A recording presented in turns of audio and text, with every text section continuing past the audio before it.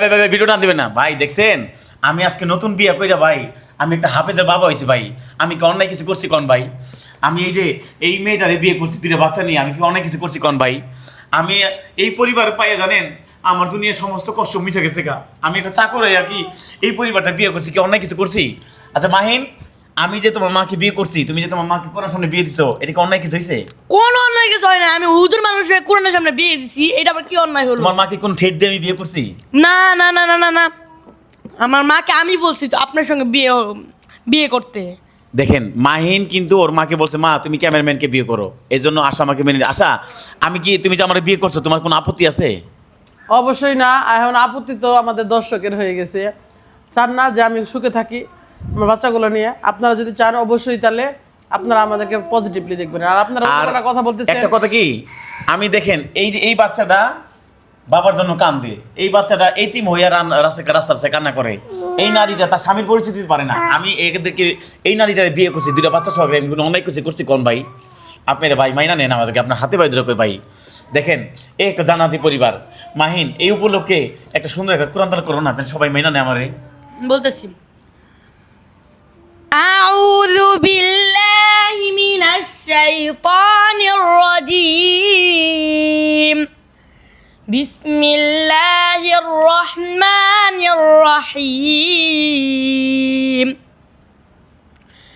আম্মা ইয়াতাসাআলুন আনিন নাবাইল আযীম الذي هم فيه مختلفون كلا سيعلمون ثم كلا سيعلمون صدق الله العظيم। মাশাল্লাহ মাশাল্লাহ ভাই, এই জন্য একটা কথা বলি জানেন, অন্যের ক্ষতি করবেন না। একজন হাফেজের বাবা হইতে পারছে আমি, এই ছেলেটা এতিম হয়ে কান্না করতো। মাইন তুমি যখন এতিম হয়ে থাকতা তখন কেমন লাগতো তোমার? আমার না অনেক খারাপ লাগতো, রাস্তা দিয়ে গেলে পারা মানুষ বলতো এই এতিম শরণতিকা তুই এখানে আসছিস। দেখেন তাহলে এতিম মাহিন কতটা একটা কষ্ট সময় পায়। বাবার পরিচয় দিতে পারতো না, বিশেষ করে। কখন তুমি তোমার বাবার পরিচয় দিতে পারবে তো?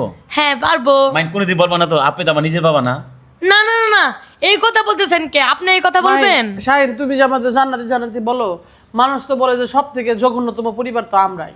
এটা তো মানুষ বলবে আশা, যে যে যে বাড়িতে সবসময় কন্টিনিউ কোরআন তালাওয়াত করে, যে বাড়িতে সবসময় নামাজ কালাম পড়ে, যে নারী তার সন্তানকে বেপরদা থাকা সত্ত্বেও তার সন্তানকে হাফেজ করাইতেছে, সেটা কিভাবে জাহান্নামী হয় আমি জানি না, আমি দেখি না ভাই। এজন্য আপনারা না বুঝে মন্তব্য করবেন না। আর আশা তুমি আমাকে বিয়ে করছো আজকে কয়দিন হয়েছে আমাদের বলতা?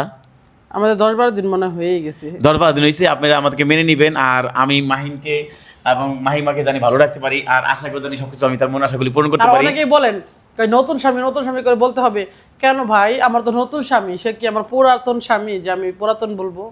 আমি নতুন স্বামী করে বলি না, যা বলি না আমার ব্যাপার, আপনাদের না। তো গাইস আপনারা এই পর্যন্ত মেনে নেবেন। সবাই ভালো থাকবেন, সুস্থ থাকবেন। আসসালামু আলাইকুম।